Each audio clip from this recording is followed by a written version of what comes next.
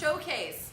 My name is Stephanie Eisenberg-Todd, and I am the director of the forensics program here, which is a really fancy way of saying the competitive speech and debate program. So what we do on campus is we are part of a class, but we're also kind of like a club, if you will, in that we work together, we prepare for various speech and debate events, and then we get to travel all across the state, and for national tournaments, we even get to go across the country sometimes, and we compete in the events that you're about to see tonight. What you are going to see, you have the benefit of seeing, is our award-winning speech and debate students who are going to give you a sample of some of the events they do. So this is not all of the events we do, but it is a fair amount of the events we do. So you all have a program. Inside this program is a brief description of each event. So it tells you kind of what things you might look for, the name of the presenter who is going to do that event for you. And what you'll notice is that at the beginning, we will have 4 speech events. And in a minute, I'm going to introduce to you our assistant director of forensics, who's going to kind of be your main MC for the evening. And she's going to walk you through the specifics of each event. But if you're curious now, you're one of those people who likes to read ahead, in your book, you can go ahead and take a look at that. I want to give you a little bit more information about our program and some of the stuff we've been doing before I pass it off to Kelsey. So you're actually finding us at a really exciting time. We do this showcase every semester. But just yesterday, we returned from our 3rd national championship tournament of the season.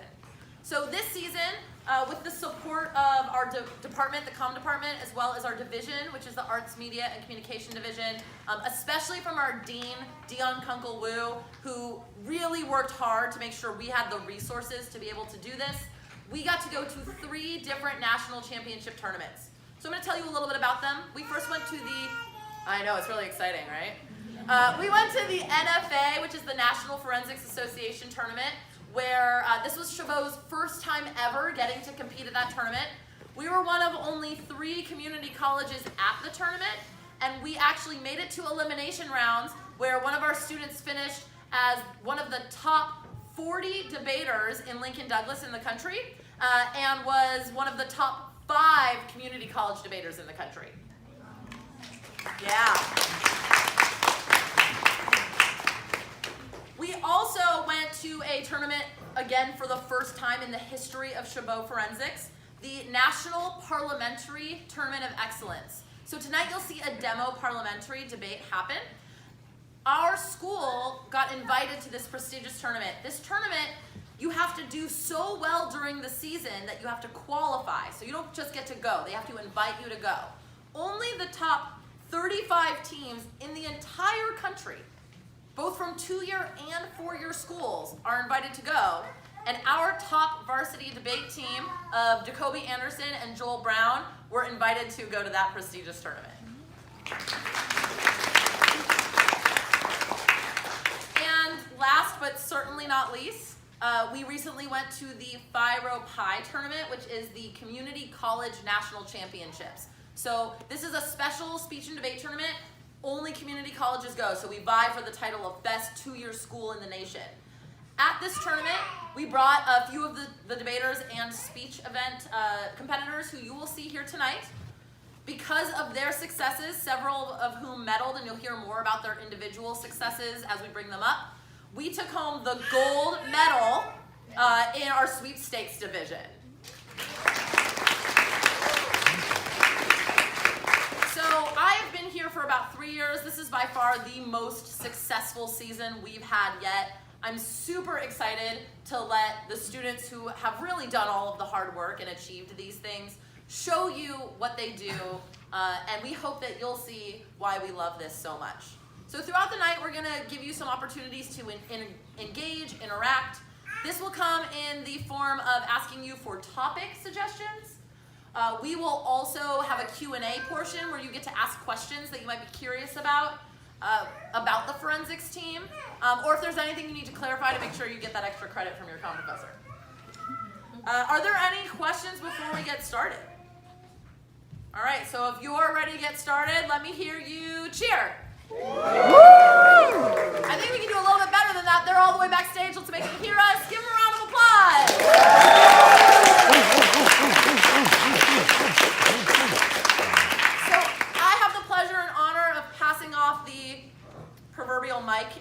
well, but we're experts. We don't actually need mics. To my assistant director of forensics, Kelsey Pais, who may be some of your teachers. So she is a comm professor in our department, and she also runs our individual events portion of the team, which is the speech event side. So please give it up for Kelsey.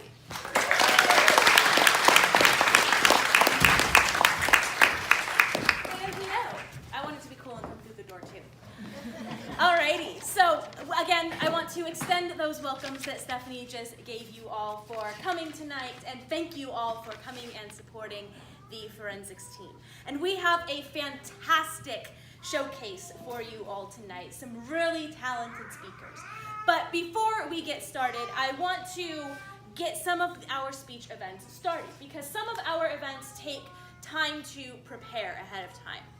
And so I'm going to bring out our, the first speaker that you'll be introduced to, but she's not going to be the first speaker tonight. She is going to prepare her event, disappear for a little while, and then come back.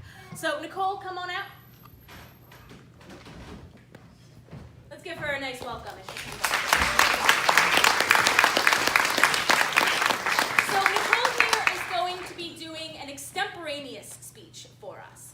And this speech event is one that is based off of current events that are happening in the world, usually things that we see in the news. And our speakers are asked a question, and then they have to answer that question, either yes or no, or maybe both.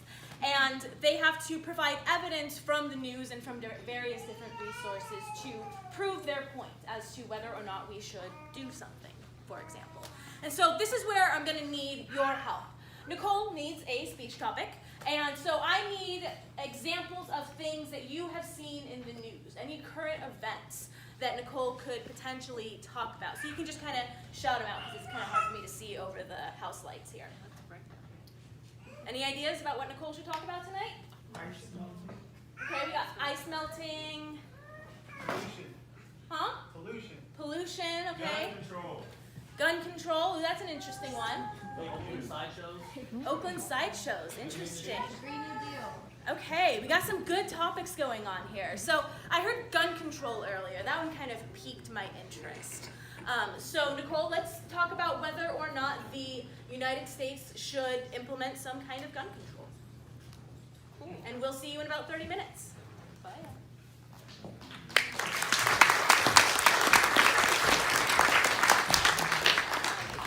So our first speaker for tonight is very, very talented. He is going to be performing a persuasive speech for you all.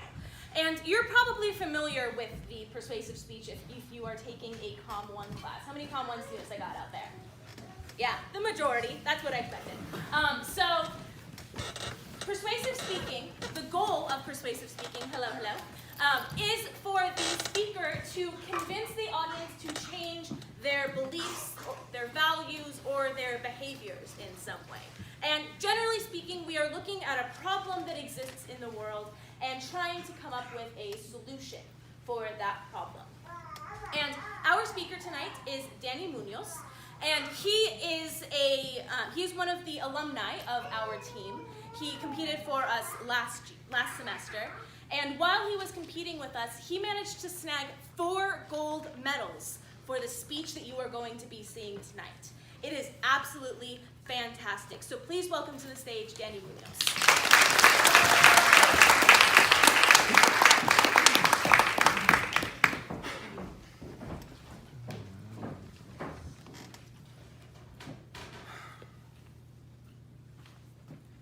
I used to know this kid who was a promising young student, but life had other plans for him.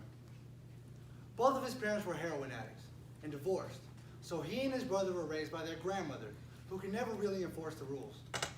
Eventually, he did whatever he wanted, whenever he wanted. I watched as he went down a spiral of drug and alcohol addiction, gang affiliation, numerous arrests, lengths of jail time, and I was right there when he was shot 5 times. The harsh reality is, my friend isn't alone. According to the National Center for Injury Prevention and Control 2016, 4,300 young people ages 10 to 24 were victims of homicide in 2014 nationwide. That's an average of 12 kids each day. In California, 646 young people in that same age group were killed by guns in 2012, over 60% of them being gang-related. These are clearly devastating facts that today's youth are faced with, and something must be done in order to keep them from going down this road of destruction. Today we'll discuss the causes of the problems that at-risk youth face, explore the effects that it has in their lives, as well as some possible solutions. Let's start by discussing the causes. We'll begin with the suffering public school system and what happens to students who don't graduate. First off, high-risk neighborhoods have schools that are less than satisfactory. On August 30th, 2018, the New York Times writes, "In Detroit, public schools are in abysmal condition, including moldy walls, crumbling roofs, and lack of adequate heat or air conditioning. Not only are most public schools in urban areas dilapidated because they are underfunded, but most can't offer the resources needed to keep their students engaged." The Education Trust in February of 2018 states, "Public school districts that serve large populations of students of color and of low-income families receive far less funding than those serving white and more affluent students." As an example, on August 25th, 2016, The Atlantic says, "Students in Bridgeport, Connecticut are using 20-year-old textbooks, while students in Greenwich, Connecticut have an annual library budget of $12,500. Greenwich and Bridgeport are in the same county. These types of disparities can discourage students, and discouraged students lose interest and stop going, which can lead to a life of crime, incarceration, and overall hardships. Also, if youth programs lose their funding, as the Trump administration is proposing, it will add to the problem significantly." Now that we've seen what is causing the problems that at-risk youth face, let's take a look at the effects that it has on their lives in the long term. According to the Center for Labor Market Studies 2009, dropping out of school makes it difficult to find jobs with adequate living wages. And of that fact, the National Center for Secondary Education and Transition in 2012 states, "This often transfers into higher incarceration rates, especially for males." Statista.com accessed April of 2019 shows the 2017 national unemployment rate for high school dropouts at 18.9%. That's nearly 1/5 of all high school dropouts who can't find jobs. If the problem continues to be ignored, the problem continues to grow. Aristotle once said, "Poverty is the parent of crime." Imagine a teenage father, desperate, unemployed, and whose toddler son hasn't had a substantial meal in days, approaching you in the darkness with a gun pointed at you, demanding your car keys and wallet. Fatana.org, a current events and financial website accessed April of 2019 states, "The 16 to 24 age demographic has experienced the highest levels of unemployment since 2008. In some areas, unemployment has exceeded 20%.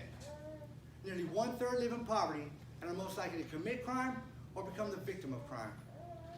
Also, if youth programs that so many kids rely on lose their funding as well, the previously cited Cranston Herald article states, "After-school programs across the country will have to close their doors, leaving many more children unsupervised and at risk after the school day ends and before parents get home from their jobs." So what's the solution? The solution to this problem is twofold.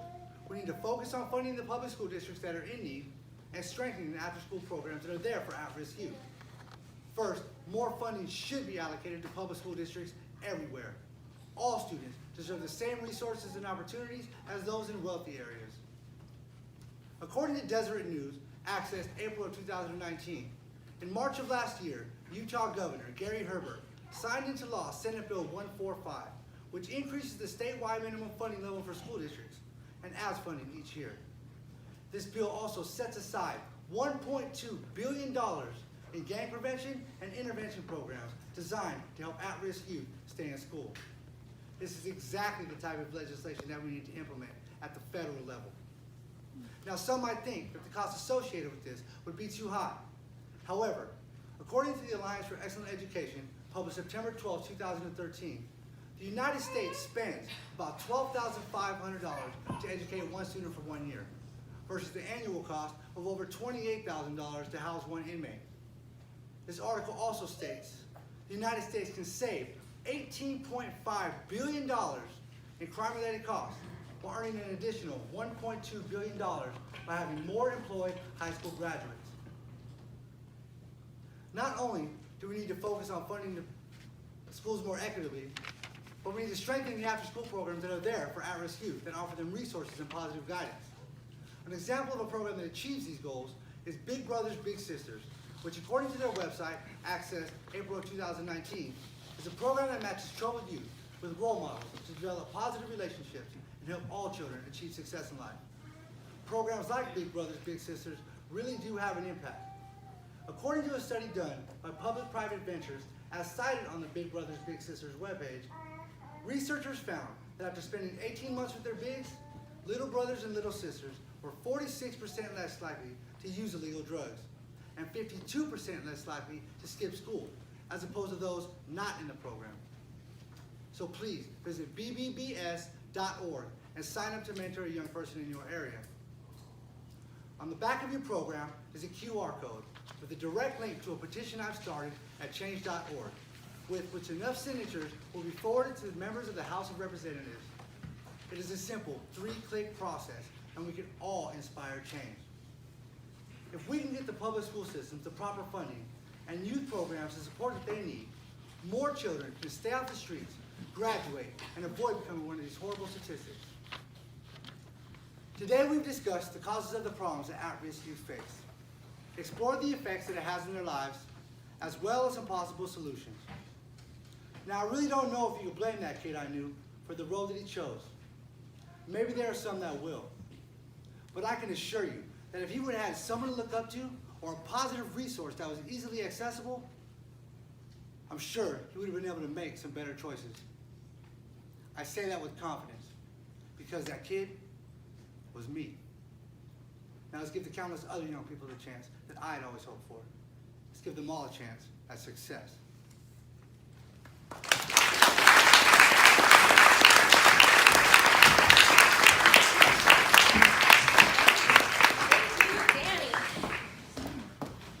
Chills, right?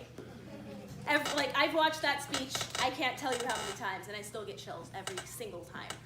All right, so next, before we bring out our next speaker, we need your help again, because we need to get set up for the parliamentary debate that is going to be happening later on tonight. So I want to bring out our debaters. I'll introduce them all formally a little bit later, but if I could get my debaters out on stage.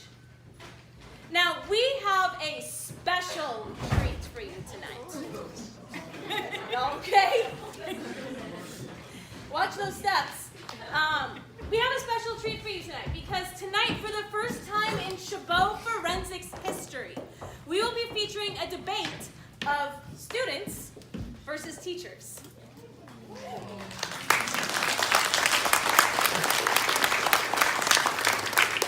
So our debaters are going to talk about a topic that you all select for them tonight, and we are going to have our students, Joel and Summer, competing against their teachers, Stephanie and Jason, who you might recognize from your class.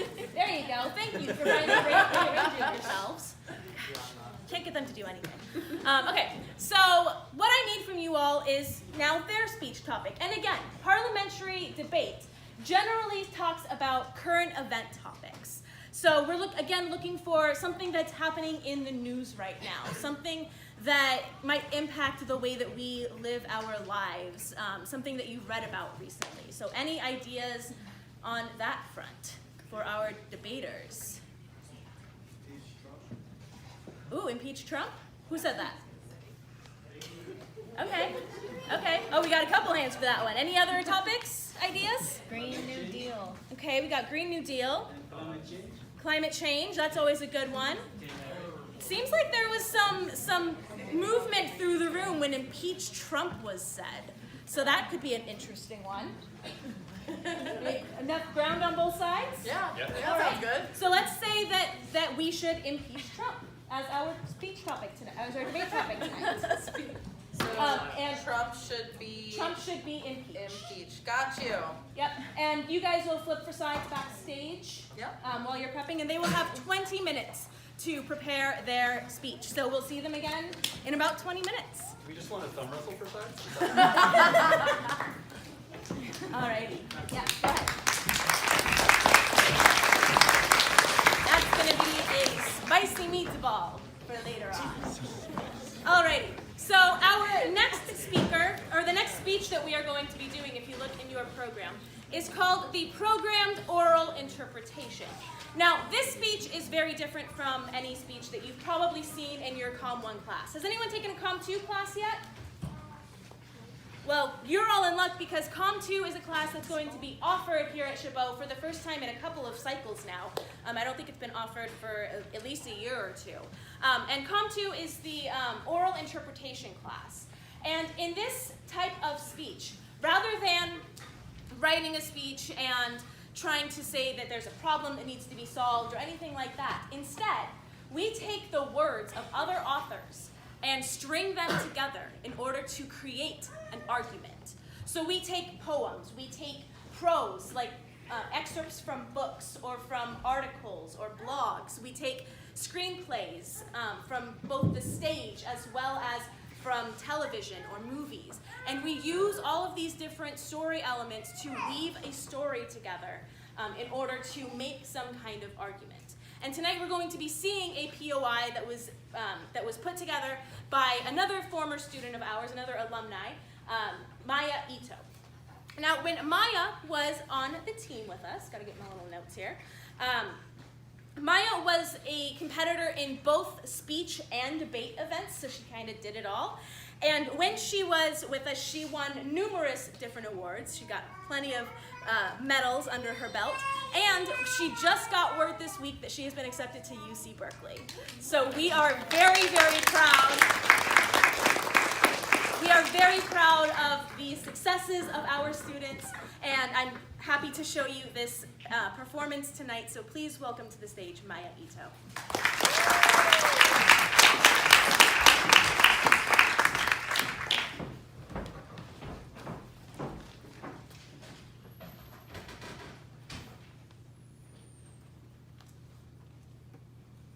Dear Martha Filipina, you are a 7-month-old sunrise of gummy smile. You're as bald as an egg and bald as the Buddha. You are thighs that are thunder and streaks that are lightning. So excited for bananas, hugs, our morning walks past the lagoon. I want to tell you about that lagoon, that lucid, sleepy lagoon, lounging against the sunrise. Men say that one day, that lagoon will devour you. Look at what the world has done to you. Damage inflicted beyond repair, sullied with the natural substances, so choked up your face is changing colors, usually so bright, though often blue, so clear that even on bad days we notice your clarity. But now, so dark and clouded with browns and blacks and gray, blues and greens, the color of illness. When you grow up in a tropical island, the development history of your country is marked by disasters. We remember what we were doing in 1990 and 1991, because those were two of the strongest cyclones to hit our island. We then remember 2012, by the inland flooding that Cyclone Evan unleashed upon our lands. Tell them we only have one road. Tell them about the waters, how we have seen it rising, flooding across our cemeteries, gushing over our seawalls, and crashing against our homes. Tell them what it's like to see the entire ocean level with the land. Tell them we are afraid. But most importantly, tell them we don't want to leave. We don't ever want to leave. And that we are nothing without our islands. We've all heard about climate change, and we've all heard about the rising sea level. But what we haven't heard about is the indigenous people's lives of whom it's affecting. According to an article by Jason Titi Fanui, the 2017 Pacific Journalism Review, being dominated by the vast Pacific, the Pacific Islands remain particularly susceptible to climate change. Since 1993 to 2014, the average global sea level has risen 2.6 inches, growing at about 1/8 of an inch per year. For those of us in the Pacific, us Polynesians, Micronesians, and Melanesians, this means the losing of our homelands. Using poetry, Dear Matafele Pena, and Tell Them, by Kathy General Kitchener. Prose, in the Pacific, we don't question climate change, we live it, by Langi Poiva Chirel. And poem, Why So Green, by El Bandito, a program to make our voices heard. They say it will gnaw at the shoreline, chew at the roots of your breadfruit trees, sculpt down rows of your seawall, and crunch your island's shattered bones. They say that you, your daughter, and your granddaughter too, will wander rootless with only a passport to call home. Every year, it is some sort of an event, whether it be prolonged dry season, which throws all our crops out of whack, a cyclone, we can only prepare for 24 hours, increased rainfall, and flooding that surprises in the night, killing our children and robbing us of our homes. Tell them we don't know of the politics or the science, but tell them we see what is in our own backyard. You have been wronged, and you shouldn't have been treated this way. We missed when you were happy and had shown us your brilliance in its greatest quality. But in time, we will get our comeuppance for poisoning you, letting you deteriorate slowly as we turn blind eye, and deny seeing any of the signs. Until recently, we didn't want to acknowledge or believe that our comfortable living was paining you like a disease. Dear Mother Filipina, don't cry. Mommy promises you no one will come and devour you. No one's drowning, baby. No one's moving. No one's losing their homeland. No one's gonna become a climate change refugee. Or should I say, no one else. The first cyclone I remember was Cyclone Evan. It hit our village sudden, on an afternoon, I remember we only had half a day to prepare. By the second day, our house, a traditional open house with corrugated roofing nailed to the sides, could no longer withstand the strong winds. We polluted you with our toxins and became ignorant of the consequences our actions would have on you. Yes, we hurt you like we stabbed a knife in your back, poked a hole clean right through you. And now we're feeling the heat. We notice that we put ourselves in this position. What should we do now that we made you and this world sick? There's a somberness that hangs over our nation after surviving a cyclone where we bury the dead, pick up the pieces, and throw a thatch over the skeleton of our once completed homes. We don't argue over science or merits of the latest news reports. We merely try our best to survive the next cyclone to hit our homes.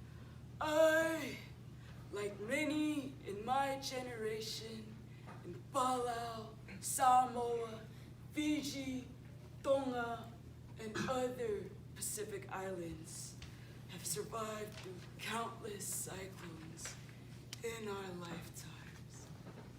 Still, there are those who see us, hands reaching out, fists raising up, banners unfurling, megaphones booming, and there are thousands of us out in the street, marching with signs, hand in hand, chanting for climate change now. And they're marching for you, baby. They're marching for us. Because we deserve to do more than just survive. We deserve to thrive. Dear Martha Philippine, your eyes are heavy with drowsy weight. So just close those eyes, baby, and sleep in peace. Because we won't let you down. You'll see.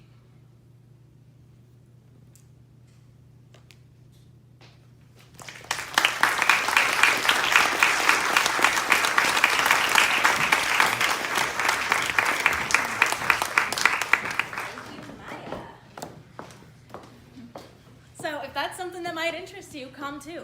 Sign up for it. Alrighty, so our next speech is going to be the impromptu speech. And once again, I will need your help. Because in this speech, usually our speakers get some kind of prompt from the tournament that they're at. So generally speaking, it's a quotation from someone famous or from a book or a movie or something like that. Sometimes it's something like a Snapple cap, and they have to figure out how to make a speech off of one of those random facts that you get on a Snapple cap. It can be just about anything. And in an impromptu speech, the speaker gets approximately 2 minutes to prepare their speech, and then 5 minutes to give the speech. And you heard that right, 2 minutes to prepare a 5-minute speech. It's pretty intense. And if you're one of my students, you know that we did something similar to this, but it's a little bit different from what we did. So I'm going to go ahead and bring out our speaker, Joy Dizon. And Joy is one of our current competitors. She is a second-year student competing mostly in speech events, and she has medaled in multiple different events, mostly for her prepared events, including the informative speech and the persuasive speech. So please welcome Joy. Joy, let's go ahead and pull out this table for you here. So go ahead and have a seat. And so what I need from you all tonight is some kind of prompt for Joy to write her speech about. What I'm going to say is that we're going to look for like personality traits that you admire in other people, or some kind of theme for us to work around. So it can be something like perseverance, or it can be courage, right? Things along those lines. And Joy is going to create a speech based on that theme that you give us tonight. So any ideas of different themes that we could talk about, perhaps? Tactfulness. Tactfulness, okay. Responsibility. Responsibility, that's a good one. Honor. Priorities. Priorities. Okay, let's get some more ideas flowing. Respect, okay. Okay, getting some good ideas. I like the idea of respect, right? I have something that popped into my mind. I don't know about you, Joy. So let's go with this idea of respect. So Joy is going to have 2 minutes to prepare her speech about respect. And while she is preparing her speech, I'm going to bring out my director of forensics once again. We're going to steal her away from her Parley prep, give the students a little bit more of a fair shot in that debate. And we are going to answer some of your questions while Joy preps her speech. So does anybody have any questions about the forensics program and what we do? How many of you knew what forensics was before you came this evening? So a handful of you. So I'm sure you have some questions. What we do, where we go, what you might do if you're interested. What are some questions that you have? Yeah. Do you guys ever win money in your competitions? That's a great question. It is not super common, although there are a range of like awards given out, from plaques and trophies to like Cactuses. like, you know, glasses and t-shirts and other sorts of things. But there are a couple of tournaments where the top speaker in an event does win money.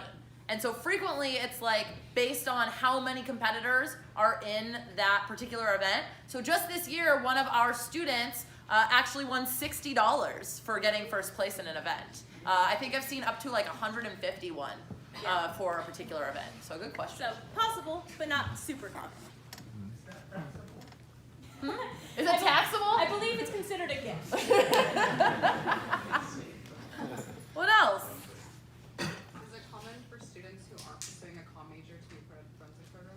Absolutely. We have students from a range of different majors in our program. We've had political science majors, we've had psychology majors, social work. We have a computer science major currently. I would actually say a majority of our students don't pursue comm majors when they join us. Some of them decide after doing forensics that comm is their passion and they switch over.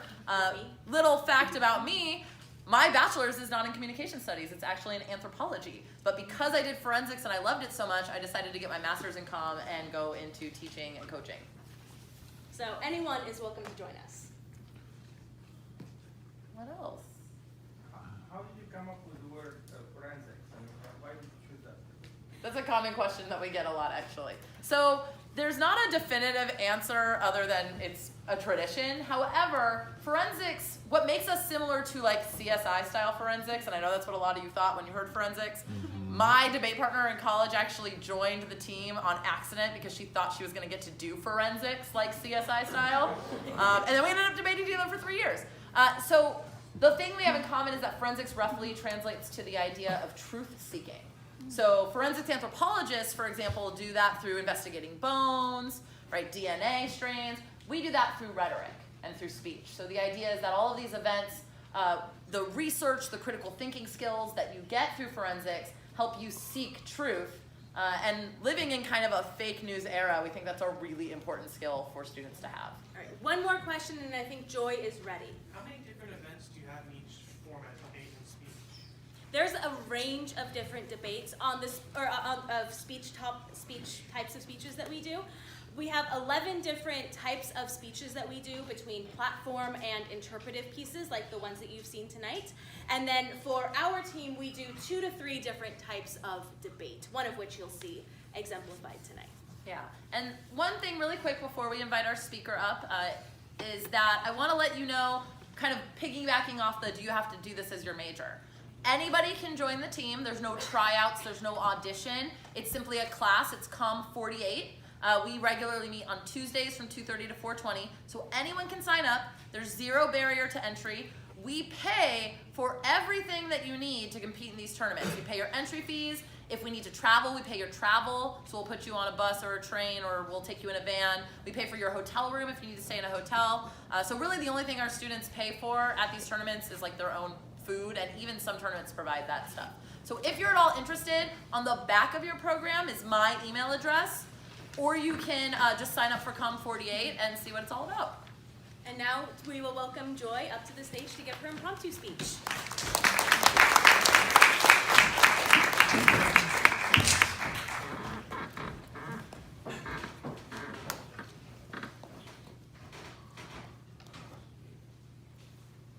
Aretha Franklin was someone who demanded R-E-S-P-C-T. She especially demanded respect for women. During the Civil Rights era, women didn't have any recognition and no respect. And that's what I heard, what I thought of when I heard the prompt tonight of respect. I think it is important to pay respect to people for the things they accomplish in their lives. We'll be looking at the idea of respect through 3 examples. First, the story of Cinderella. Second, the struggle story of Katherine Johnson. And finally, the Freedom Rider's Diary. So first, the story of Cinderella, which we all know that she is a Disney princess, but she was a story from the Grimm brothers.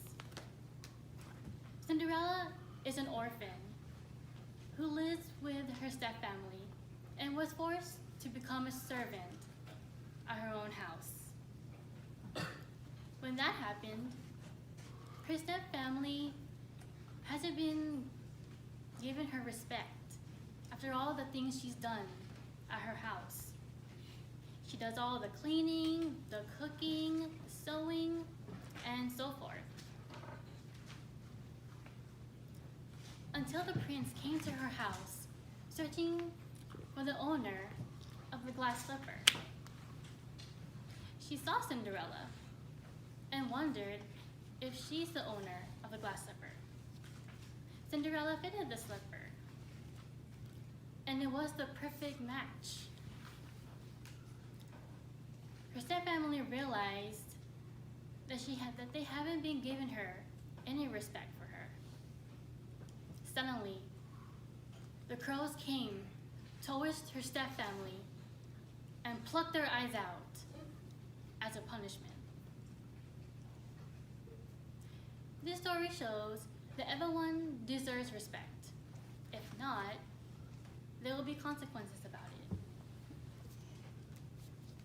Second, the struggle story of Katherine Johnson, whom I've learned from the movie The Hidden Figures, which most of you watched the movie. If not, you should probably watch it. Katherine Johnson is a Black woman who works for NASA and also a mathematician. When she started working there, her coworkers seemed to not respect her for who she is and the color of her skin. Until her boss wondered where she's been, Katherine told him that she'd been in the bathroom. The bathroom outside the West Campus from her building, and she has to walk half a mile away because there are no bathrooms for people of color. Finally, she confronted her boss, telling him that how deeply she was treated not equal.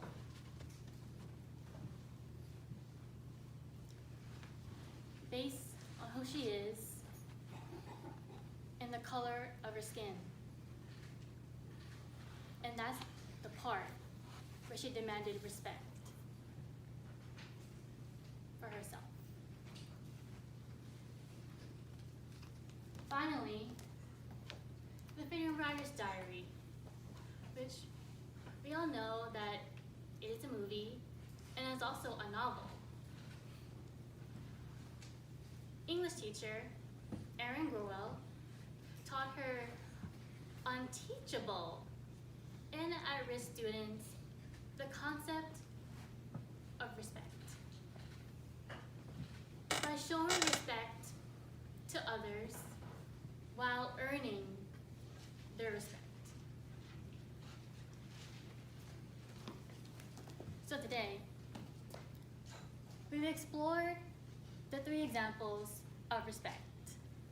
First, Cinderella. Second, Captain Johnson. And finally, the Freedom Writer's Diary. I think it's important to pay respect to others for all the things they accomplish in their lives. Something extraordinary. Aretha Franklin wasn't afraid of giving respect to others. And that's what we should all do. Respect is something that everyone wants and deserves, especially of who they are.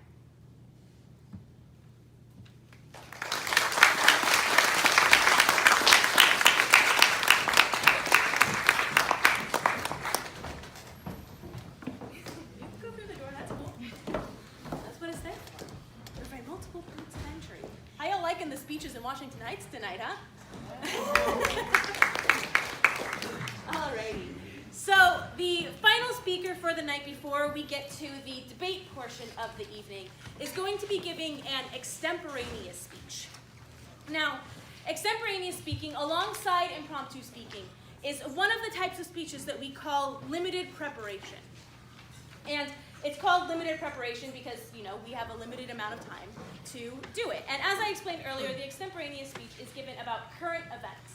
And we met Nicole earlier, and we gave Nicole the topic for tonight's speech. So now we're going to welcome them back out to the stage to give their speech. So Nicole is a second-year student here at Chabot, and they are also a second-year student for the forensics team.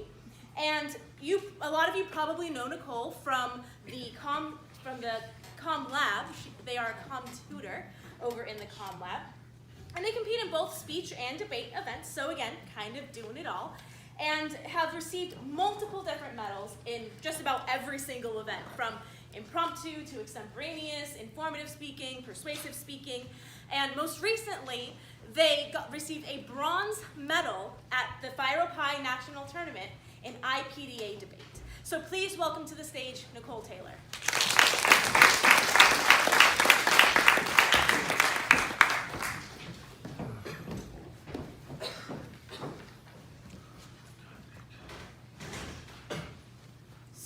Sydney Aiello, 19, was a senior last year at Parkland at the high school that faced a horrible tragedy that sparked outrage across the country. She found herself with post-traumatic stress disorder and survivor's guilt. And as the Washington Post reports in March, took her own life due to the traumatic incident she witnessed after her friend and faculty passed away, which leads me to the question that y'all gave me. Should the United States change its gun legislation? Yes, something needs to be done, but this is a broad question. So I narrowed it down a little bit and looked towards the legislation that New Zealand most recently passed to try to narrow this speech down a little bit. So we will first look at the problem that the American people are facing. We will then look at how New Zealand decided to solve their problem before finally seeing whether or not this can actually happen in the United States. So first, what is the American people facing? According to Vox in December 2015, the United States faces 4 times the amount of gun violence than any other developed country in the world. And despite having less than 5% of the population of the world, we hold 42% of the privately owned guns. These numbers have caused mass amounts of gun violence across the United States. And in a different Vox article, last updated April 21st, since the 2012 Sandy Hook shooting, there have been 2,019 mass shootings, resulting in 2,300 deaths and over 8,000 killings or injuries. Furthermore, in 2019 alone, there have been 115 deaths, 333 injured, and just 94 mass shootings. In California in 2019, there have been 14 mass shootings, 5 of which have been in April, 1 happening just a few days ago in Southern California on April 21st. And these shootings have resulted in 14 deaths and 41 injuries. Obviously, something needs to change. And unfortunately, not much has. And we see this continuing across the globe. New Zealand most recently faced a horrible incident. The Guardian reports in April that an Australian man killed 50 Muslim worshippers in a mosque. He is now charged with 1 murder charge and faces another 49, along with 39 attempted murder charges for the people he did not succeed in killing. But we're not here to talk about him. We're here to talk about them.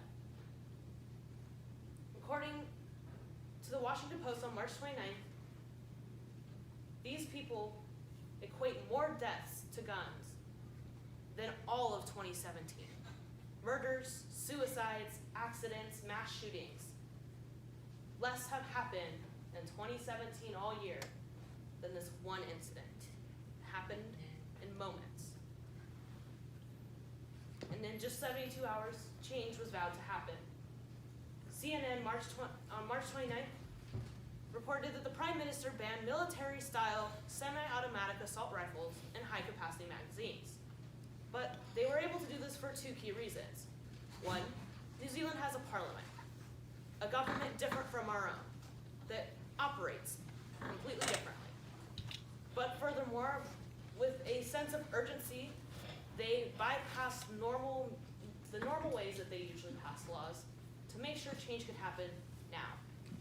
And this caught the attention of many activists in the United States. There were even tweets joking that they didn't even try thoughts and prayers. Thoughts and prayers haven't been enough for us. And politicians such as Bernie Sanders, who has put his hat in the ring for the 2020 election, have stated that this is something we should look towards to making change in the United States. But can it actually happen? Right now, unfortunately, the answer is no. Many states have made changes to their gun laws, with some states requiring you to be 21 instead of 18 for buying certain guns or any gun, depending on your state. And some countries have legislation similar to that of New Zealand's. New Zealand, in fact, modeled theirs after Australia. But again, different governments work differently. 2 key roadblocks that face America. First, on March 22nd, a Time article talks about the Supreme Court. They have not determined formally whether semi-automatic rifles are protected under the Second Amendment. This has 2 implications to it. Either, if legislation is put forward, it's argued that this is an infringement on our rights, or it's not. And without this definition, it's unclear what will happen and the legislation is slow. But another big roadblock, as BBC on March 21st states, is the NRA. The National Rifle Association holds big hands over politicians.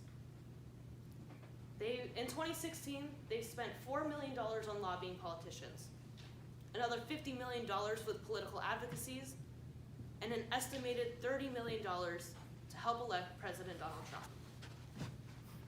These are hands that are held over politicians that seem to care more about being a politician than the people sitting in these seats that they're supposed to support. And without these hands being removed, change cannot happen. The American people are facing a problem. Other countries have decided to make change on that problem. But there are so many roadblocks built into our government, it's hard to make that change happen. So should we pass legislation? Yes. Can we pass legislation? Not unless politicians bring down their pride and start paying attention to each and every one of us who are affected by mass shootings. 14 in California. And we're only 4 months in. Who knows where it'll happen next? We must break down these barriers, because thoughts and prayers have not been enough.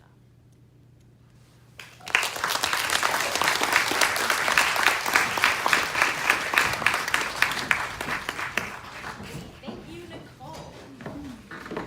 So now we are going to be switching gears and moving on to the debate portion of the night.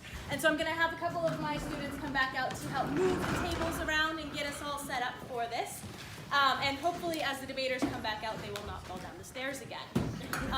So this debate, as we know, the topic is going to be whether or not Donald Trump should be impeached. And it's a very special debate, like I said earlier. This is the first time in the history of this showcase that we are pitting students and teachers against each other.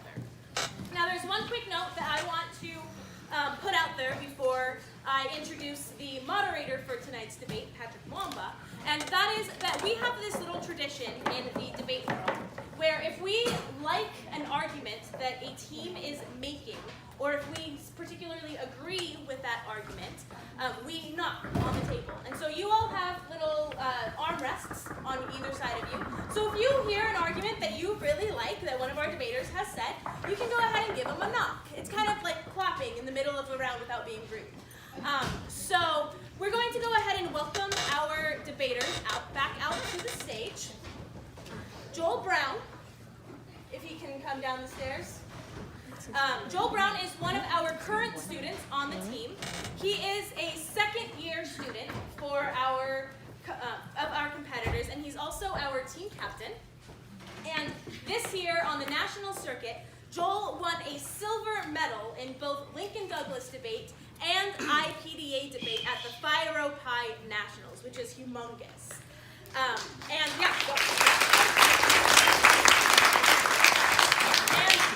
in addition to that accomplishment, he also got first place in the Northern California district in parliamentary debate along with his debate partner, Jacoby Anderson. Now, Joel's partner for this evening is going to be Summer Barakat. And Summer is also a second-year student. And this year at our district championships, the Northern California district, Summer was a quarter-finalist in parliamentary debate, and she has won numerous speaker awards, including being the first-place speaker at our season opener earlier this year. So welcome, Summer. So those are our students for this evening. Now let's get to the teachers. Stephanie Eisenberg-Todd, who you met earlier tonight, is the current director of forensics of this program and has been for the past 3 years.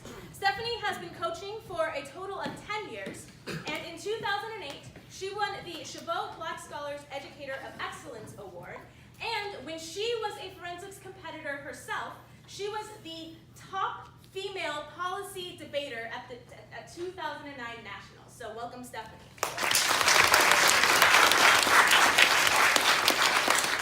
And finally, duking it out for the teachers, we have former director of forensics. I was told not to say old director of forensics, Jason Ames. And yes, he was the director of this program for 12 years, and if I may say so myself, produced some of the best students ever. I was one of these students, just to make him feel a little bit older. And so Jason also won the 2010 Northern California Forensics Association Coach of the Year Award, and in 2009 won the Chabot Great Teachers Award. And he wouldn't tell me the year, but sometime in the 20th century, he was the Phi Rho Pi National Gold Medalist. So please give it up for Jason.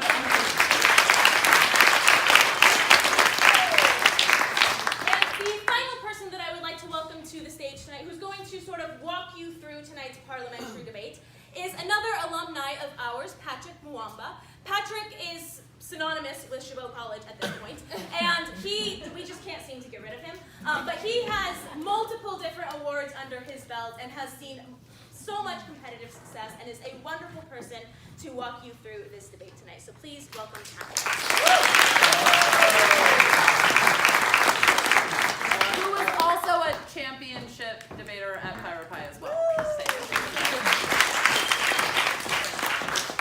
Yeah, and I had the unfortunate privilege to be coached by both of them.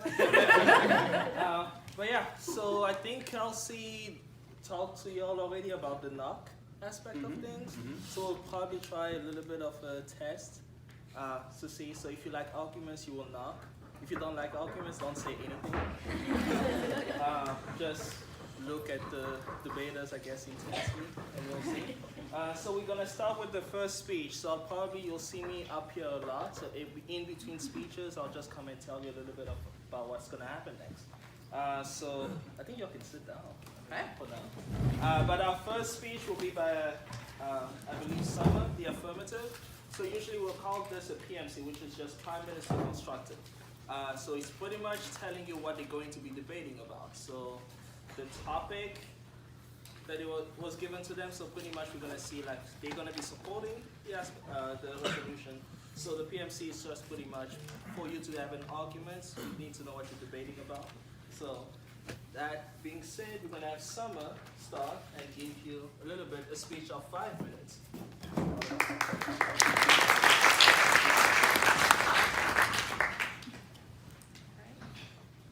Well, I love seeing you guys here every semester. It's been great, and I just want to give a lot of thanks to our coaches and our teachers for being out here, because it couldn't happen without them. Like, we really wouldn't be here. And a great shout out to my favorite people, which is my teammates on the Chabot forensics team. So starting, let's give a knock to them. So starting off, we're giving up the resolution that from you guys that Trump should be impeached. So ever since we realized that Trump has taken office, there's been a lot of bad things that have happened, and unfortunately, he's not been held accountable for this. According to Article 2, Section 4, the President, Vice President, and all civil officers of the U.S. shall be removed from office on impeachment for and conviction of treason, bribery, or other high crimes and misdemeanors. And I'm sure Trump has done one or many of those so far. Even according to the Mueller reports, it lays out a bunch of facts from the 2016 elections where we've seen that we've had a foreign country tamper with the elections, and nothing has been done with it, especially Trump has obstructed the work for that sort of report. And we see that Congress has the authority to prohibit a president's corrupt use of his own authority. So what should Congress do? Congress should impeach Trump. So our first point over here says that, well, he deserves it. Trump has endangered the public and undermined the rule of law by his corruption and abuse of this power. There's a whole list of violations here. We've had the obstruction of justice, as we've seen with the Mueller reports, the multiple accounts of publishing false information using his Twitter accounts, bribing witnesses to not say anything against him, and even bribing federal workers to kind of let him get away with things that he knows are unconstitutional. He's been advocating for illegal violence and giving aid and comfort to the white supremacists and neo-Nazis, as we've seen by his silence and complete disregard to the to the tragic events and the tragic shootings that happened in New Zealand and in Charlottesville. We've also seen him abusing the pardon power, as we've seen with Manafort, the recklessly threatening of nuclear war against foreign nations, engaging in other conduct and that grossly endangers the peace and security of the U.S. and its people, and the undermining of the freedom of press, as well as the cruelly and unconstitutional imprisoning of children and their families. This has been a major topic that we've seen throughout this entire year with the border wall and the amount of immigrants that he has illegally detained. And as well as as we've seen during the 2016 elections, his making and directing of illegal payments to sort of influence the votes into his favor. Our second point here is that of closure. We need closure. Throughout the whole year, all we've heard about and seen about are the Mueller reports, basically just everywhere. And we haven't been able to get to the root cause of any of these problems because people are just distracted by this. We've seen that Democrats and Republicans alike do want Trump gone, and that this must be done before the upcoming general elections. We need this to move on. We need closure from this in order to move on to the more important things that our society needs to deal with. Our third point here is that of precedence and accountability. We need to hold Trump accountable to all the times that he's obstructed justice. And in this case, impeachment is that accountability that we need to show and prove to stop him from continuing his abuse of his power. And if ignored, we just let Trump kind of continue doing what he does, and that's especially not the kind of president we want, because in future generations, when we have presidents, they're going to think that it's fine to continue obstructing justice, to continue detaining humans in whatever way they seem fit. And this leads to a rise of fascism and fascist dictatorship, which is not something us Americans stay on, and it's not one of our values at all. So as Americans, we need to do what's right, and we need to show that we cannot continue to let presidents to continue doing what they think is whatever is selfish that they think they want to do, which is right. It's very important to be on the right side of history with us and to be voting for the affirmative, because we want to impeach Trump. We don't want, and it shows a precedent for other presidents as well, that we're not going to take shit from y'all. If you're going to do something we don't like, we're going to impeach you. And that's exactly what we're talking about today. Thank you.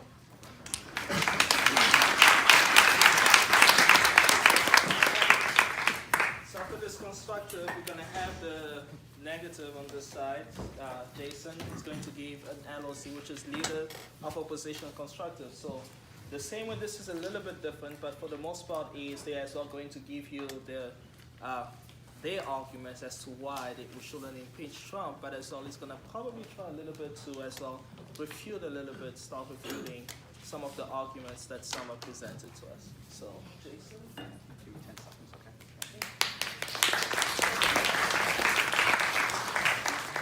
I just saw all my students out there who didn't clap right away. I saw you. Give me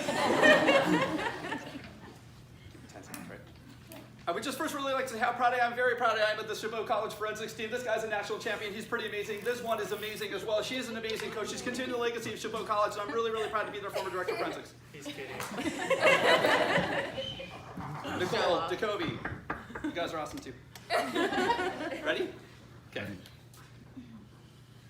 No one is going to stand up here and say that Donald Trump is a good person. That's not going to happen tonight.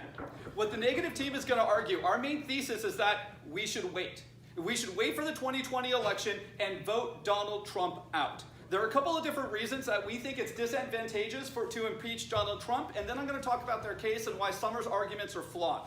The first argument I want to make is why it's disadvantageous is that Mike Pence is just as bad, if not worse, than Donald Trump. Let's not get confused here. That Mike Pence is actually more popular than Donald Trump. According to the Washington Post in 2017, Mike Pence is more popular amongst Republicans, amongst Democrats, and the American populace at large. He was an effective governor in Indiana where he got several policies passed, and policies that were incredibly damaging. Mike Pence has great political capital with the Republican Party, great relationships with Democrats across the aisle, and has better governing ability than Donald, crazy on Twitter, Trump. He has more ability than that. So what's going to happen is that Mike Pence is actually going to be more effective in getting laws passed. He's going to be more, and this is problematic because, let's be honest about it, Mike Pence dislikes strongly, if not hates, the LGBTQIA community. That he has supported several bills and several laws that make it that make people eligible and have the ability to discriminate against the LGBTQ community. He has allowed for a law that says that you should be allowed to discriminate in the business world. You can deny people access to your company. That you can discriminate against the LGBTQIA community in employment law, and that you can discriminate against the LGBTQIA community in housing. Let's not get mistaken here. Donald Trump is bad, but Mike Pence is just as bad and potentially more effective than Donald Trump at silencing minorities and silencing oppressed groups. That's one reason why it's more disadvantaged to impeach Trump, because President Pence is bad. The second argument is that there's going to be a backlash from the right wing. Again, we know that Donald Trump is unpopular. Just today, the Mueller report dropped Donald Trump's approval rating 5% down to 39%. He is the most unpopular president in history. He simply will not be reelected in 2020. He simply is not there. It will not happen. But what happens when you impeach is it causes a catalyst. Is that it moves people to the right and it makes Donald Trump our martyr for the right. Is that this moves Republicans to support Donald Trump, and it moves moderates to think that Democrats are simply continuing to engage in a witch hunt and continuing to engage in picking on poor Donald Trump. We already see that the GOP is moving in this direction. They're already calling the Mueller report a witch hunt. They're already saying it exonerated him completely and honestly, and they're already complaining that Democrats are continuing to call for more documents and more investigations. The right will support Donald Trump if they move to impeach. This is problematic because it's going to, for two reasons. The first is it increases the chances of Donald Trump being reelected. Bernie Sanders last night on CNN said that if the next year and a half is just Mueller, Trump, Mueller, Trump, Mueller, Trump, it drowns out the voices of all the Democrats who are currently running for office. This eliminates the Democratic message and keeps Trump in the spotlight, potentially as a martyr. The second reason why this is potentially bad is it increases violence on the border. According to NPR this morning, 5 militia people armed with AK-47s, one of them a felon armed with an AK-47, illegally detained 300 women and children on the Mexico-New Mexico border because they said they were frustrated with the lack of the border wall being passed.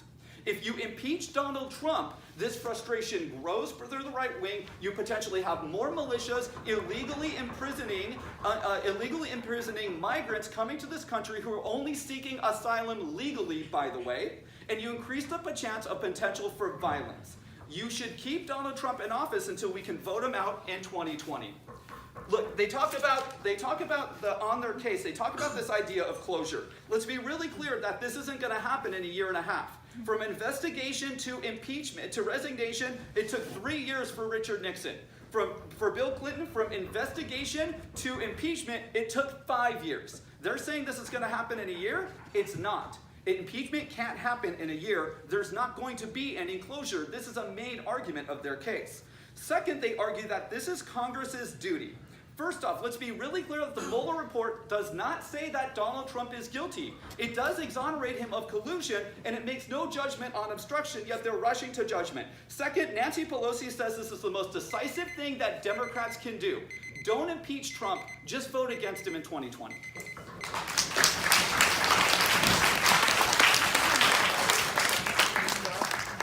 Just to explain what Jason did in the first 10 seconds, for some of us, it's a little bit, we call it in debate spreading, so it's pretty much where you talk so fast because you have a long list of arguments and evidence that you want to give.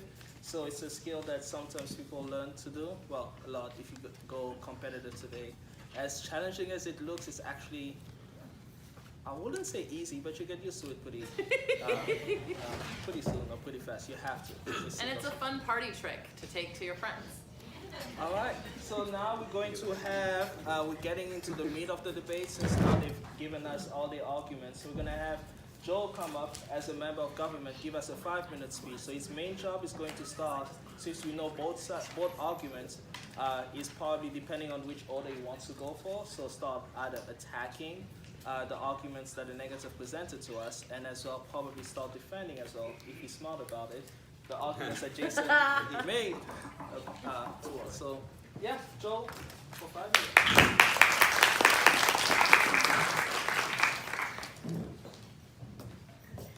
Nice to see everyone. Thanks for coming out. Wow. I really appreciate the support everyone on the team does. I look forward to speaking to y'all tonight and maybe even getting to know y'all if you should want to join the team. You know. Stephanie made me say that as a recruitment kid.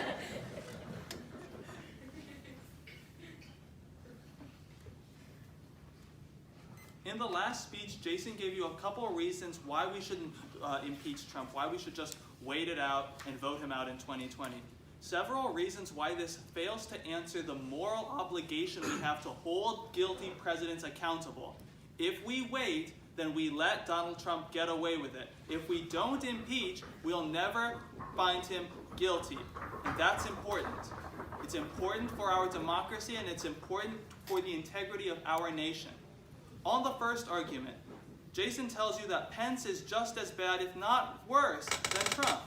Sure, you're probably right about that. But I will make a couple points that it's not just as easy a claim to say as that. Couple arguments. The main thesis that I want you to take away from the Pence question is that it's better to deal with the devil you know than with the devil you don't. Pence, we've never had a Pence presidency. We know the ways in which Donald Trump has been bad, but we don't know the ways in which Pence would be bad. But there are a couple caveats.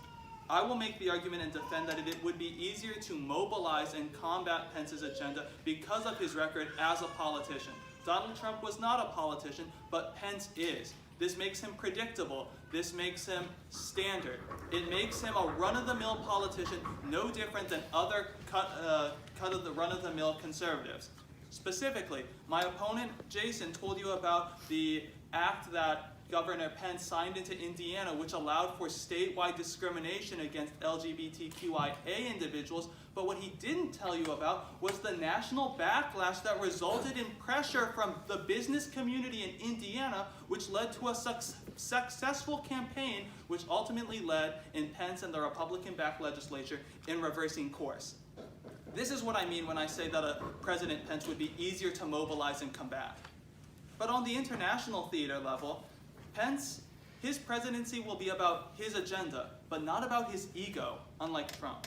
This means that Pence would be less volatile and more calculating.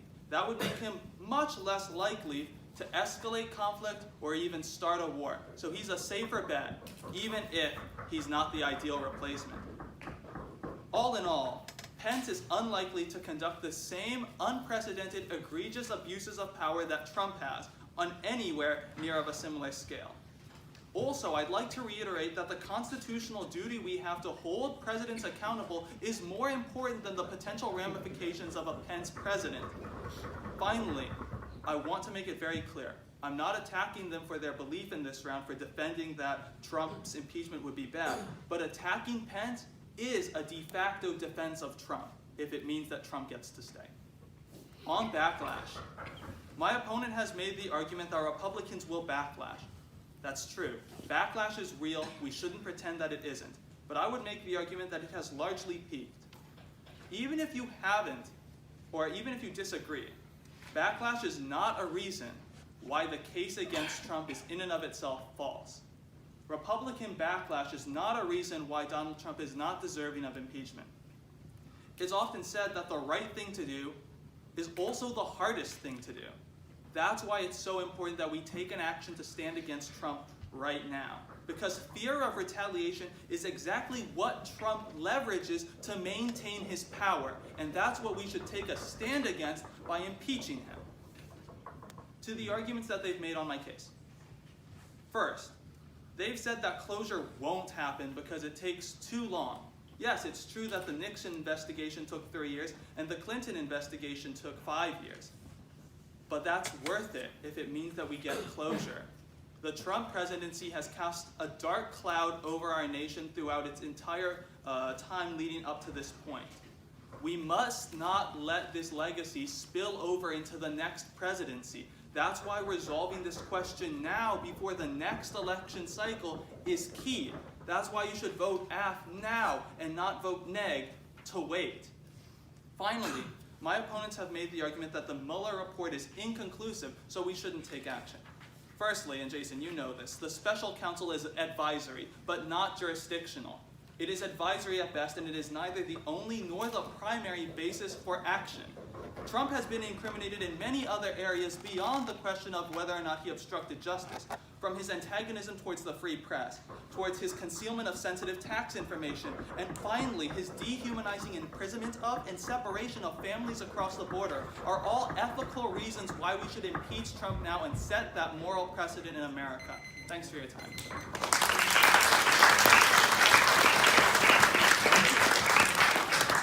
So now we come to an interesting part of the debate, which we call cross-examination.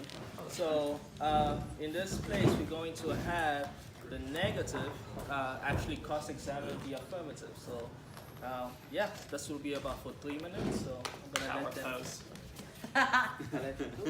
Is my opponent ready? Yeah. All right. How's everybody doing? Great. I have some questions for my opponent here. So I want to ask you a few questions. Sure. First of all, you say that it's worth the wait if there's closure. Remind me how long we'd have to wait for an election? You have to wait until, well, election starts coming at the end of this year. Okay, so basically we would wait about a year and a half for an election.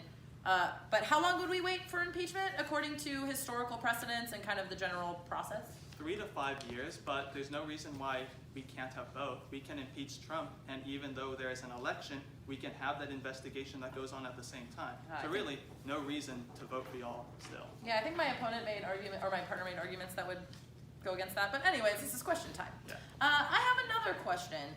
You make the statement that there would be a backlash, for example, like the one in Indiana against this LGBTQIA legislation. Is that the only legislation that is negative that Pence has passed? Well, no, but it is a notable example of how he's behaved, how there's a record of his behavior that makes him predictable and easier to combat than Trump. I guess my question is there other legislation that Pence or politicians like Pence have passed that have not been overturned due to public protest? Well, I'm not sure. I didn't give any example. So there's a risk that there would be legislation passed by Pence that would not be able to be overturned simply by like public backlash. I suppose there is a risk, but there also is an empirical precedent that there has been a mobilization of affected constituencies to resist and actually reverse those trends. Okay, great. You make the argument that backlash from like the alt-right has largely peaked currently, like in the status quo. What is your warrant or your reason that you believe that to be true? Well, I'm mostly just going off the fact that Jason isn't really specific when he tells you that it will increase. We don't know how much it would increase by, what that would look like, but... Okay, so your argument is you don't know, not that it's peaked for sure. Yeah, that it hasn't been quantified. But even still, it's not a reason why Trump shouldn't be impeached. Okay, great. Let's go back to those final, that kind of big overarching thesis of your argument, which is Trump deserves to be impeached because he's bad. Of all of those offenses that you have listed, which of those are listed as Summer said, the egregious offenses that would be impeachable? Namely the obstruction of justice. What obstruction of justice has been proven knowing that the Mueller report was not conclusive? That's probably in the redacted section of the Mueller report. I see. So we're making an assumption that Trump has engaged in obstruction of justice, but in our society, isn't it that you're innocent until proven guilty, or is it the other way around? I'm making an assumption about the Mueller report, but there are other instances that certainly incriminate Trump elsewhere. Thank you.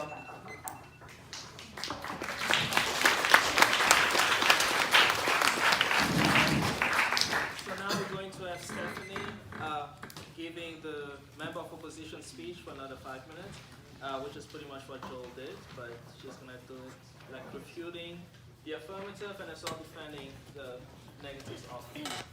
So before I go, I'm going to give what's called a brief roadmap. If you're in my class, you should know what this is by now. So what this does is tells the audience what order I'm going to address the arguments in, so that if you were taking notes either on paper or just in your head, you would be able to follow me. So as a brief roadmap, I'm going to start with a big picture argument about the debate. Then I'm going to talk about the negative case arguments that my partner Jason made, and then I will address the affirmative case arguments that are coming from my opponents. Everybody ready? Ready. Yeah? All right. I want to start by framing this debate for you. This debate, as my opponent said, has come down to whether or not we have a moral obligation to hold guilty presidents who should be accountable for their actions. This is the problem with this debate. Nobody is arguing that Trump is a bad person. However, Trump is only guilty in this instance of being an awful human. And unfortunately, while I would like that to be an impeachable offense, it simply isn't. So unless the affirmative can prove, right, that Donald Trump has committed something that is impeachable, then they cannot win this debate. I'm going to go first to our negative arguments about why it would be bad, even if he was impeachable, to impeach Donald Trump. My opponents, when they're talking about Mike Pence, say it's better to have the devil you know than the devil you don't. But this is the problem. We don't really particularly know either devil. We've never had a Pence presidency before. So I would argue that instead this debate is about the devil that's dumb versus the devil that's smart. What we've currently got is a not so smart devil running our country. If we put Pence into office after the impeachment process, we would be putting a really smart, really calculated devil in office. And I don't think any of us want that, because we've all seen what Trump has been capable of. Now imagine somebody who had the political capital and power to really get through some of these egregious things that Trump is doing, like the border wall, like imprisoning of undocumented people. Now, they say that Pence is predictable and he's standard. Yes. And those issues that we can predict that he will do will cause millions of people to suffer.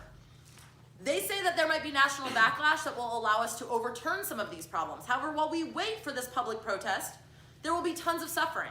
And a calculated politician like Pence might be able to pass so much legislation that no amount of protest could stop it and overturn it. He will pass so much legislation that we won't be able to fight back. Now, he says Pence is safer because he probably won't start a war, because he's a real politician who's calculated and knows when to take risks. Because of course, our past calculated presidents, like the 2 Bushes we had, never started wars, right? I'm pretty sure that we are still in a war in Afghanistan because of those presidents. So I would be very cautious of that statement. Now I want to talk about this backlash argument we made. Joel makes an argument that this backlash has largely peaked. However, if you remember my cross-ex, I asked Joel how he knew that. And he said, well, we don't. We know that we're not sure about Jason's argument. We're also not sure about Joel's argument. Okay? This is our argument, that we have never seen a martyrdom of a president happen quite like it will with Trump. And Trump will be dramatic, he'll get on Twitter, he'll hang himself from a cross if he has to, right? To say, look what they've done to me. He's already doing that in the status quo. Now, people who are like moderate Republicans, people who are like conservative but not like alt-right, who are on the fence right now about Trump, will rally around either Trump or the Republican Party in general. We've never seen anything like this before. And with an election that's so close right now, with the news saying that the Dems could win it if they're able to unify, and we don't have anything major happen between now and the election, this is not a risk that we are willing to take. This witch hunt will mobilize the GOP, and it will increase the chance of a Republican election or a Trump re-election. Remember, Bernie Sanders specifically said we need to not repeat the Trump-Mueller dialogue that we have. Now, I want to use something that Trump has actually said himself to prove this is true. He said, I believe on an episode of that reality show he was on, all publicity is good publicity. So if we continue to spread this bad publicity and impeach Trump, all we're doing is giving him exactly what he wants. Now I'm going to go on to the case arguments. My partner made an argument that said this impeachment will not happen overnight. It won't even happen in the 1.5 years before the next election. It will take somewhere between 3 and 5 years to be resolved.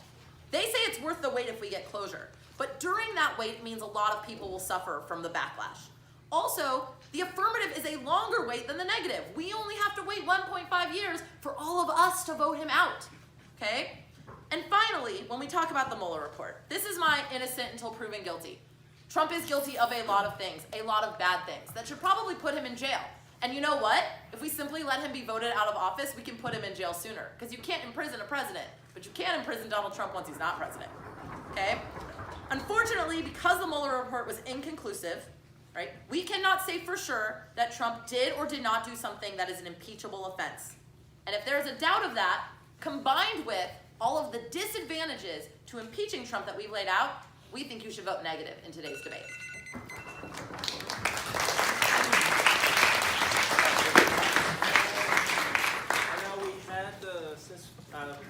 to have the negative as well cross-examination. So the affirmative is actually going to be asking Stephanie questions for 3 minutes. Just to be clear, it's your claim that there can be an independent investigation of Trump once he's been voted out of office, correct? We don't say that anything would preclude that ability. Oh, I see, that it would just be possible. Yeah, but that's not really, the argument we're not hanging our hat on is let's imprison Trump post-election. We're just like, get him out of office. And the best way to do that is to leave this alone. I see. Is it your claim that the only legal basis from which Trump could be impeached lies within the Mueller report? Our argument is that of the offenses that some are listed as impeachable offenses in the first affirmative speech, unfortunately, Trump has not been found conclusively guilty of any of those offenses. Are you sure about that? Yes, the Mueller report was not conclusive. It did not exonerate him, but it also did not implicate him. To be clear, the Mueller report only covered the scope of investigation regarding the interference in the 2016 election, yes? Did you have a question? Yes, it only covered the 2016 election, yes? Yes, that was what it investigated. Okay. And that's the only evidence we have of any concrete offenses or lack thereof of Donald Trump. But were those the only impeachable offenses that Summer spent like close to a minute listing at the start of her first speech? Unfortunately, yes. Our argument is that all the things that Summer listed are bad things, really bad things. Things that I think no human should do. But unfortunately, they are not things that are listed as impeachable offenses for our president. So they're not impeachable, but would you agree that they're not excusable? We are not here at all excusing or defending Donald Trump's behavior. That is not the position of the negative. Okay, so what then is that position? Our position is that impeaching Donald Trump would actually lead to more harm than good, and that unfortunately we do not have the legal grounds currently to impeach Donald Trump successfully. Okay, I see. Now that last part of that statement, there's no capital or no means by which to impeach him successfully. Once again, you're simply referring to the fact that Mueller is just inconclusive, and that's the end of the story, yeah? Well, we're referring to the fact that there is no investigation that has successfully incriminated him. But even if you win that it would be possible to impeach him, we have 3 big scenarios as to why it would be bad to impeach him, and why it would be better to just leave it alone, as Bernie Sanders said, rally together and vote him out next year. Okay, thanks for your time.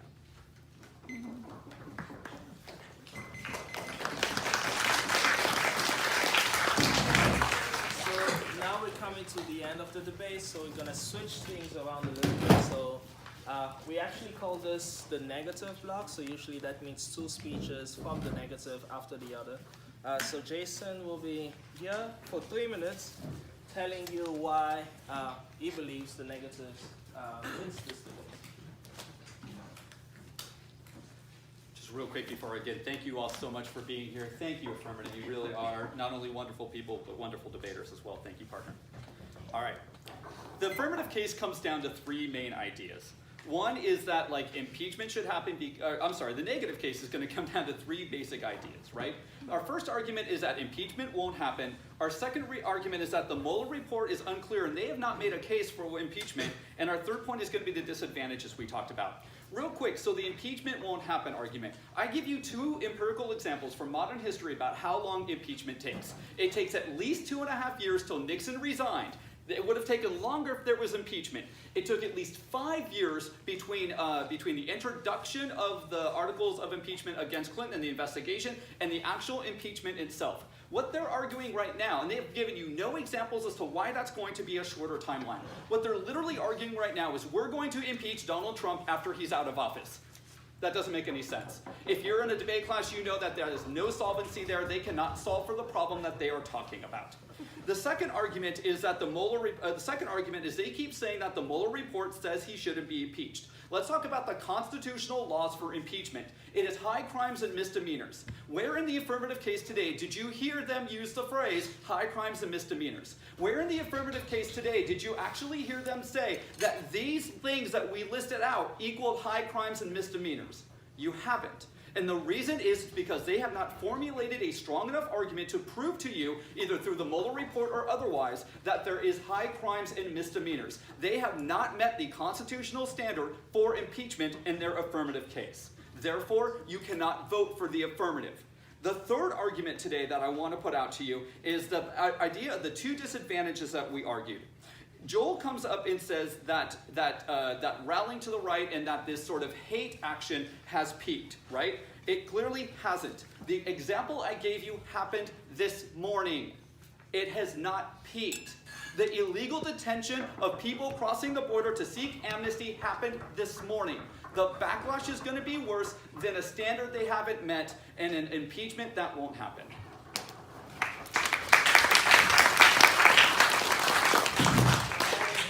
We're still going to have final speech of the affirmative, 3 minutes, and someone will tell Was you it what 3? the I thought it was affirmative 2.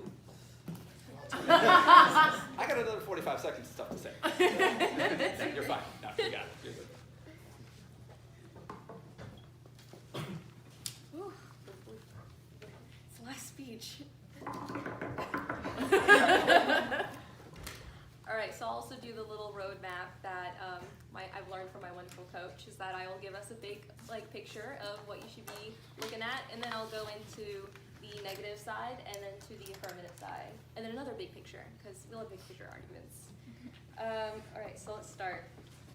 So today we looked at the different obligations we have towards us as American citizens to what we should see as a president and who should not be as president. And we've seen that there are many different reasons as to why impeachment is good and why impeachment is bad as well. On to the negative, their main point is that of the backlash and how impeachment is going to take too long to happen. As we said, even if it takes long, it's still worth it. It's still worth it because we have this precedent, as the negative barely touches upon, that if we don't do this, it allows for more presidents in the future to do the same thing that Trump has done. That of backlash, we've said that we've shown the incredible actions of the people who see if they don't like the legislation, they will go and fight for it, and they will go and change that. Like, that's something that we've not really been seeing in the past few years, and it really shows that we do have power and we can use it. Onto our case, I would like to add that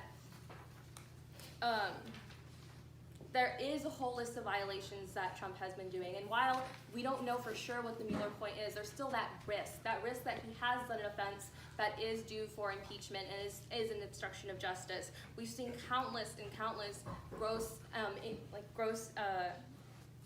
misdemeanors that he has done towards the people and towards we've seen with the immigrants at the border, and we've seen just towards our LGBTQ people.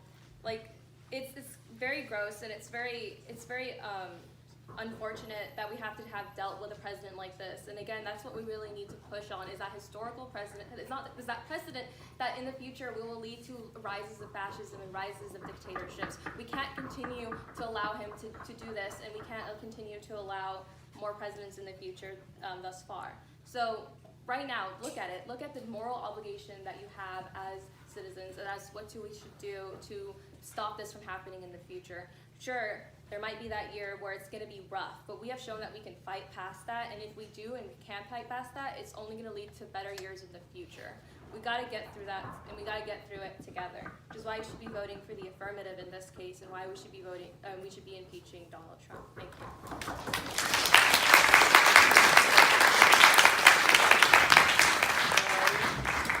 So we've come, the debate is over.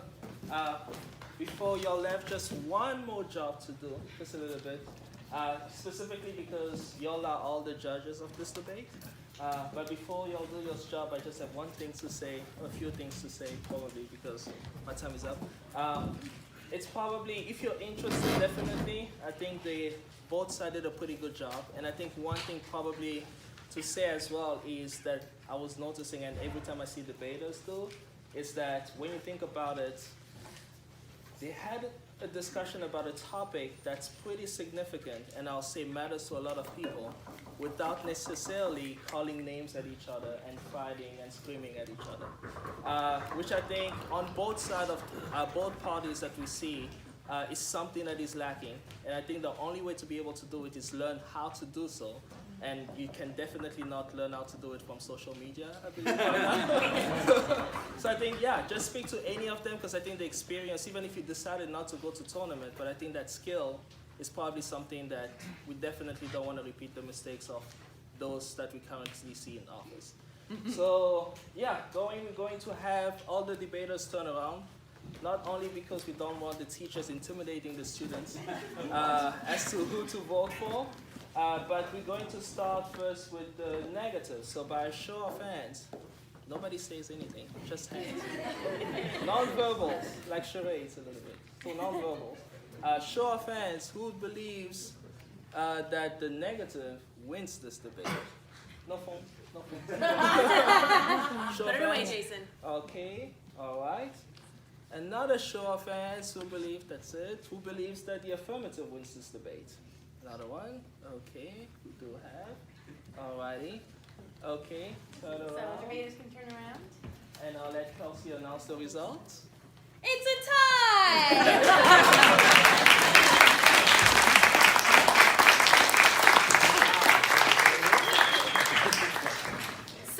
Before we let you all go, I want to really quickly thank you so much for coming. I also want to bring back out all of our competitors who performed tonight, as well as our competitors who are past or present, who might be in the audience tonight, if you would like to come up as well.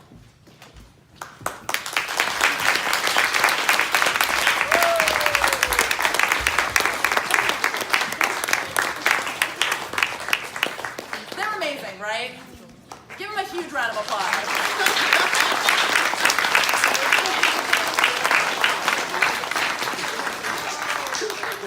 We hope that you had some fun tonight. We hope that you get really good extra credit from your professors. If you have any questions about the team, you can ask any one of these beautiful people, or again, my information is on the back of your program this evening. Thank you so much for coming, and we look forward to seeing you again next semester. Thanks so much.